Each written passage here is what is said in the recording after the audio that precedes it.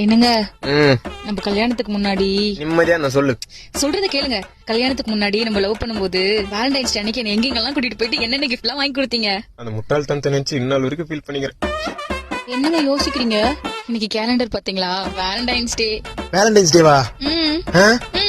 போ போய் வேலைய பாரு போ. வந்துட்டா சட்டி மூஞ்சி வச்சு நீங்க கல்யாணத்துக்கு முன்னாடி இருந்த மாதிரியே இப்ப இல்ல. ஃபுல்லா மாறிட்டீங்க. கல்யாணத்துக்கு முன்னாடி கரண்ட் பில் இருந்ததா? இல்ல.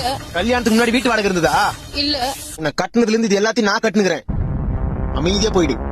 வேலண்டைன்ஸ் டே அது இதுன்னு ஆத்திரத்தை கலப்புன ஹாஸ்பிட்டல் தான் போவேன். வர வர கூட வரவே எனக்கு பிடிக்கல. நான் எங்க அம்மா வீட்டுக்கு போறேன். ஏய் அவன அம்மா வீட்டுக்கு போறேன்டா சொல்றேன்.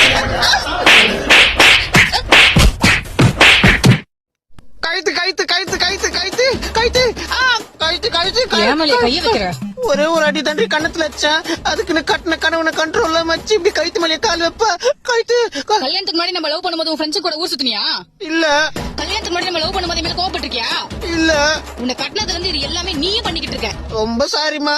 இன்னைக்கு வேலண்டைன்ஸ் டே. பீச்சுக்கு போலாமா, பார்க்குக்கு போலாமா, படத்துக்கு போலாமா, எங்க வேணாலும் போலாம். கரண்ட் பில் இருக்கே அது கட்டிடுறேன். வீட்டு வாடகை? ஐயோ அது என் கடமைமா. அதுக்குன்னு மணிங்க வெளியே கூட்டு போகாம இருக்க முடியுமா? அதுவும் வேலண்டைன்ஸ் டேக்கு காலை மட்டும் கொஞ்சம் எடுமா. சத்தம் ஏதாவது பிரச்சனையா? செத்த பேருக்கு கேக்குறதானமா.